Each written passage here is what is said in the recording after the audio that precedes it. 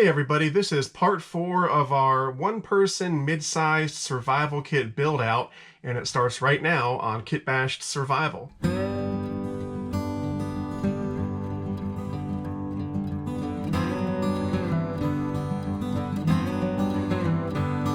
Alright, so first things first, let me apologize for the long delay between part 3 and part 4. I had a lot of stuff come up in the last few weeks, and it prevented me from finishing part 4 in a timely fashion, but here I am. Now, if you haven't seen the first 3 parts of this series, I would recommend watching those first. I'll put links to those in this video. That way, everything will make sense, you'll be all caught up, and you won't leave comments like, hey, you forgot water purification tablets, and I'll say, yeah, well, they're right here. So make sure you watch the first 3 parts first. Now, in part 3, we wrapped up the 10 C's. Today, we're going to focus, among other things, on food, signaling, first aid, medication, and protection. But first, I want to go over some of the feedback that I got from part 3, and I'll make some changes based on that feedback. Alright, so first up, I got a lot of feedback on the shelter situation, the life tent, the poncho, and the survival blanket, and I had a lot of great suggestions from viewers. Now, the life tent, I kind of like it because it's sort of an enclosed shelter, and that gives you some protection from the elements and especially cold. You know, tarps are great, but they don't offer as much protection from the cold. Nevertheless, I did look at some tarps. I got this one, but it's way too big. This is an 8x10 tarp by Gold Armor, but as you can see, it's way too big for the sling bag. I also looked at this Arcturus heavy-duty survival blanket, which is really nice, but again, too big for the sling bag. Now, here's a great suggestion from a viewer. You can get these at Walmart. This is an Outdoor Products Backpackers tarp. It's 5x7, and it's only $10. So this is a great option for someone who's on a really tight budget. And I almost used this, but ultimately I decided to add a different type of tarp, and it's the Arcturus Multifunctional Poncho Tarp Shelter. So this is going to take the place of the poncho and the survival blanket, for sure. And by the way, this was suggested by viewers. I didn't have one of these before, I do now. These are about $21, $22 as of right now, which is August 2022. And I got the camo colored version. So it's mainly a poncho, but you can spread it out and use it as a tarp and a shelter. And I thought that was pretty cool, and it got really good reviews. So that's gonna go in there. Now, the life tent, I would really like to keep that in there just because, like I said, it offers protection from the cold. So right now, I'm gonna leave both of these here. If it gets tight on space, I might have to make a tough decision. But for now, we're gonna go with the Arcturus Poncho Tarp Shelter and the life tent together. Might be a little overkill. We'll see what you guys think about it. I also got a lot of feedback on my choice for a compass. I just had one of these little button compass things, and they're okay, but you know, it's not great. And a lot of people suggested having a nicer compass, which they're right. And so I went out and got a nicer compass. It's a Suunto A10. I think these are about $25 or so. It's not the most high-end compass in the world, but it's a nice mid-level, sort of, you know, entry-level, mid-level compass. Certainly a lot nicer than a button compass. And it comes with a little lanyard, which I guess could double as cordage in a pinch. Let's see if I can get this off. There we go.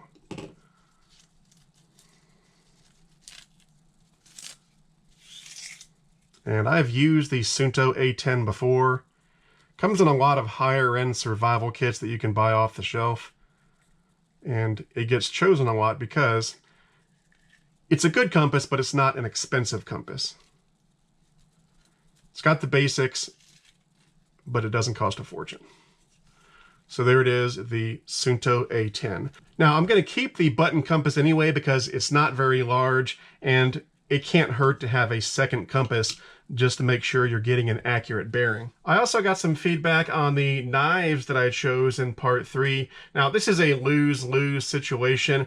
Everybody has their favorite knives, and so no matter what I choose, somebody's going to be unhappy. So I'm going to stick with the Mora Companion for the fixed blade knife. I'm also going to keep the Dermasafe razor knife, and for right now, I'll keep the Victorinox Fieldmaster. Now in part 3, I did make a little bit of a goof when I talked about this knife. I said the Fieldmaster was identical to the Explorer, except that it has a screwdriver rather than a corkscrew.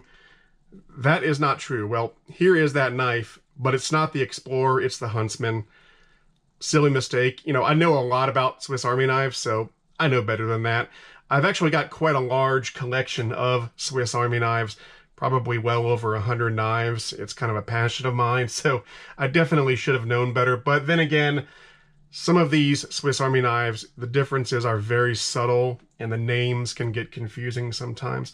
Now, you know, I'm going to use the Fieldmaster, but just to show you something, I could go full out and use something like this. This is the Victorinox Swiss Champ XXLT that has a built-in butane lighter.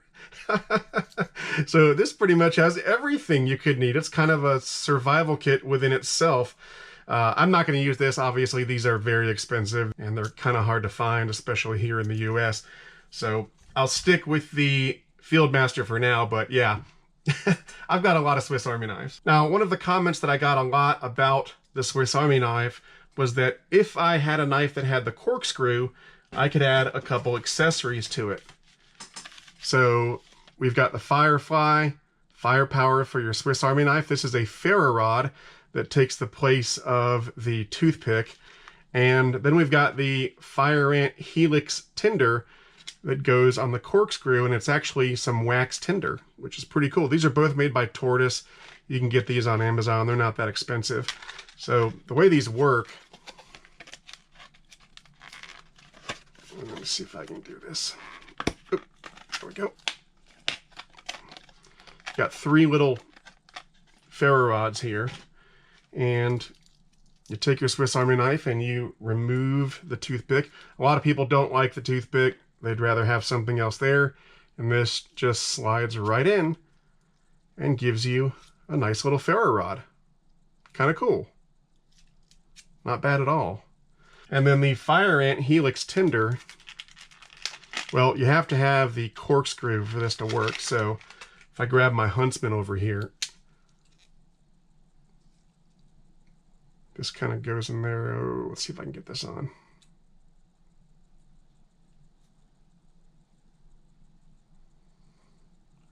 Kind of screws on like that, and then you close it up and you've got some wax tinder. Now, I'm not crazy about this because it's soft wax, and I would worry about it melting or getting soft and making a mess all over the knife. So I'm not going to use this, and I can't because I'm not using the Huntsman. I would rather have the Phillips head screwdriver than the corkscrew, and I've already got a ferro rod and striker and tinder in my fire bag, so it's really unnecessary. But I just wanted to show you that stuff. You could do it. And I'm actually going to keep the toothpick as well, because I've got a ferro rod and striker here. Like I said, I don't have a toothpick anywhere else, and so I'm just going to keep it as is. But I did want to show you those options. And the last thing I got feedback on in terms of the stuff I already added to the kit is the little sewing kit that I added. So this is a Gear-Aid emergency sewing kit that cost about 10 bucks. And I had some people suggest using this thing. And I've got a couple of these lying around. It just didn't occur to me until someone suggested it. This is the Best Glide ASE Survival Sewing and Repair Kit. Survival, camping, hunting, fishing, hiking. And this actually includes a lot more than a sewing kit. So it's got, let's see here. It's got the bag, it's got a holder, then it's got some sewing equipment, but it's also got some repair equipment. It's got Kevlar thread, 50-pound test, brass snare wire or repair wire, which could also be used as snare wire for hunting. We'll get to that later. Type 1A mil-spec utility cord, duct tape.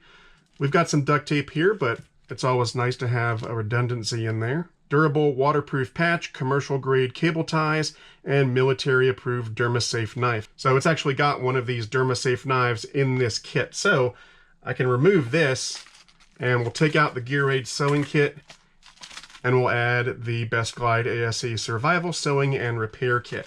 Now, if space gets really tight, I might scratch this duct tape or the duct tape inside there, but we'll see how it goes once we start packing this thing up. Oh, I almost forgot. Another piece of feedback I got was on the water supplies. You know, I've got these stand-up water bags for storing water, and I've got the stainless steel cup, but a lot of people pointed out that I don't have a real water bottle. And I thought that was a fair observation, and so I'm going to add a water bottle that I can clip onto the outside of the sling bag. So here it is. It's collapsible, so it expands out like that, and it holds 500 milliliters or about 17 ounces. Pretty neat. And I got this on Amazon. I think I got a 2-pack for $10 or something. Not very expensive at all. All right, so that takes care of the feedback. Now I want to get to the categories that I want to try to knock out today, starting with calories, aka food. Now, I've said this many times before, and I'll say it again.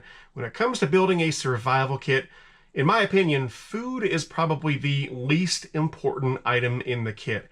And that's because your body can go quite a while without food. Certainly in the context of this kit, 1 to 3 days, your body will be just fine without food. It won't be fun, you won't enjoy it, but you will survive. Your body can potentially go weeks without food. Water, that's a different story. Water is almost always the #1 priority in any kit that I build, because without water, you're not going to last very long at all. But food, you can go quite a while without it. Nevertheless, I will be adding some calories and food items to this kit. Now, ideally, I'd like to add something like this. It's an all-in-one box. It's got 9 bars for a total of 2,385 calories, so roughly 800 calories per day if you had to use it for 3 days, which is not a lot, but again, you will survive. And it's got a 5-year shelf life, but it's a little too big for this sling bag, so we're going to add some other stuff. So first up, I'll add 2 of these emergency survival bars.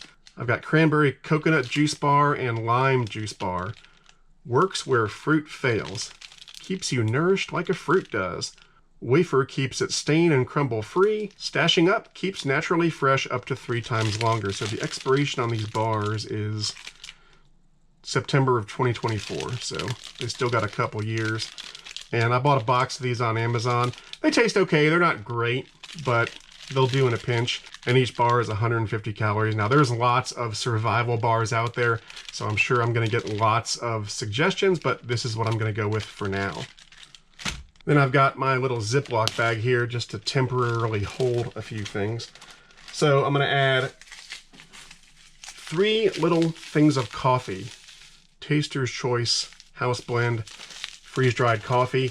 I drink a lot of caffeine, and so if I had to go a few days without caffeine, I would be in trouble. I'd have a serious headache, so adding a few things of coffee there. I'm also going to add a few pieces of candy, grape Jolly Ranchers. I'll add 6. That'll give me 2 per day if I'm out for the maximum of 3 days. And I'm also going to add some of these malted milk tablets. These are those survival tablets. And it's not a lot of calories, but they do taste good, and they've got some protein and vitamins and minerals.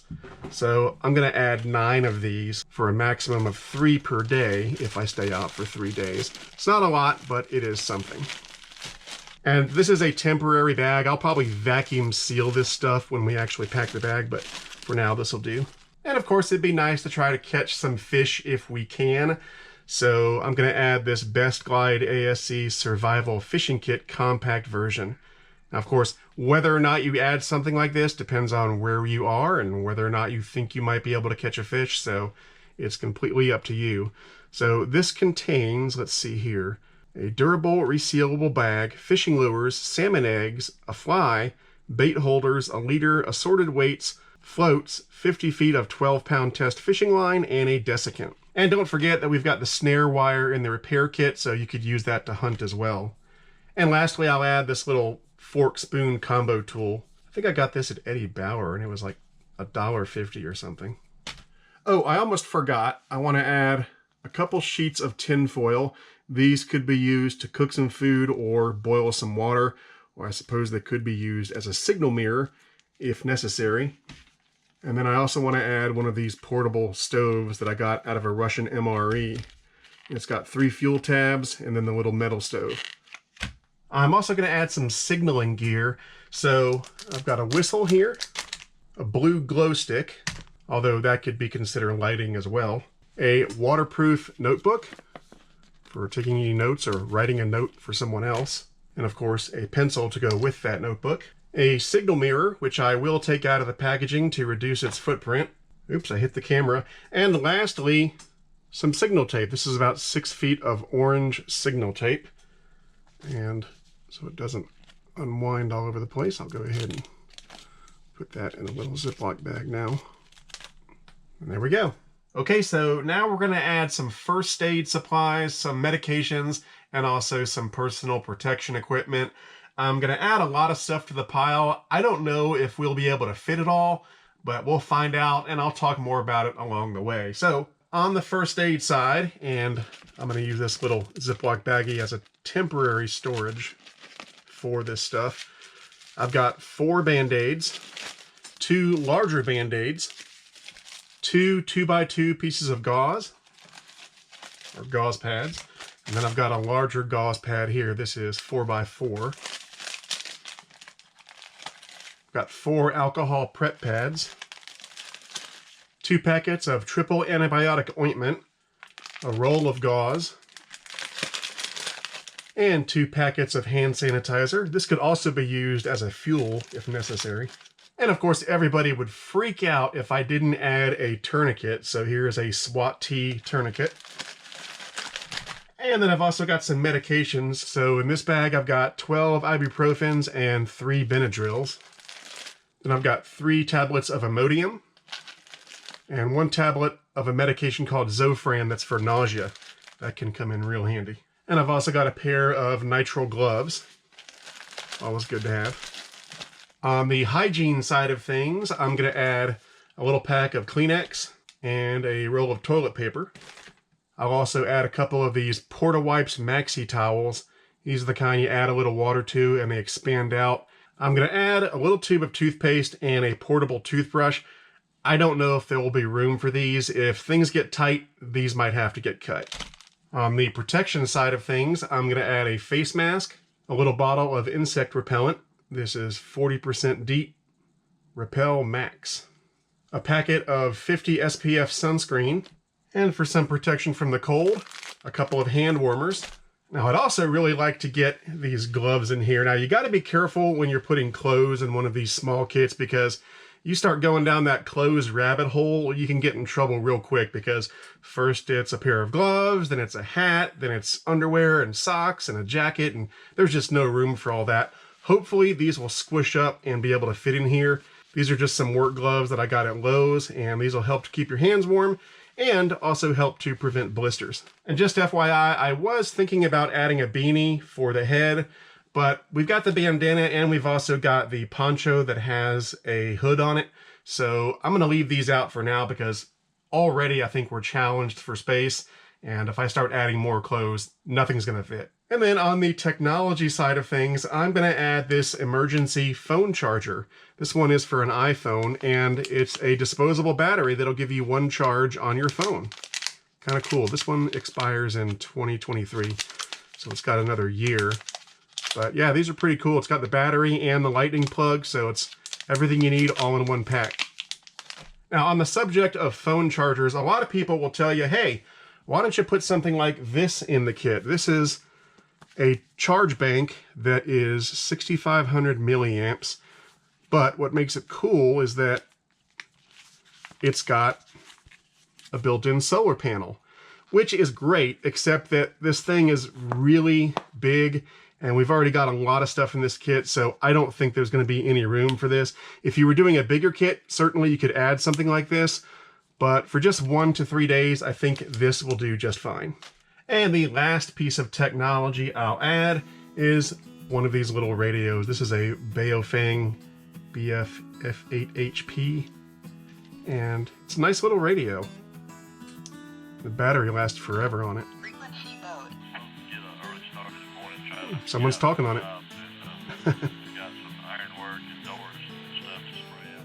But yeah, these things last a long time on 1 charge. And you can get FM radio, weather radio, FMRS, and all sorts of other frequencies on here. So it's a good thing to have. You do have to know how to use it. So if you get one of these things, make sure you teach yourself how to use it or take a course on how to use it. But a good thing to have, and I'll probably clip this to the outside of the bag because I don't know if it'll fit on the inside, but little radio is always good to have just for communication. And this one does broadcast as well. I think this is the 8-watt version. Let me see. Yeah, this is the 8-watt version. I don't know if they sell the 8-watt version anymore. I think the ones they sell now are 5 watts. I could be wrong, but I think that's the case. But at any rate, these are really good to have. And that's it. So what I want to do now is get your feedback. What do you think about the changes that I made and the new equipment that I added? Honestly, this is a lot of stuff, and I don't know if it's going to fit in this sling bag. I'm going to try to get as much of it as I can on the exterior of the pack, and that way it'll save some room on the inside, but still, it's going to be a really tight fit, and I would not be surprised if I ended up having to cut some of this stuff out of the final pack. So in part 5, I'll address your feedback that I get from this video, and I'll make any changes that I feel are necessary, and then we'll start packing this stuff into the sling bag. And at that point, you know, a lot of these temporary bags will go away. I'll start vacuum packing some of this stuff to save space and putting the other stuff in nicer bags and so forth. So that's all coming, but for now, that's it. Let me know what you think in the comments below. I'm Eric Siegel. This is Kit Bashed Survival. Thanks for watching, and I'll see you next time.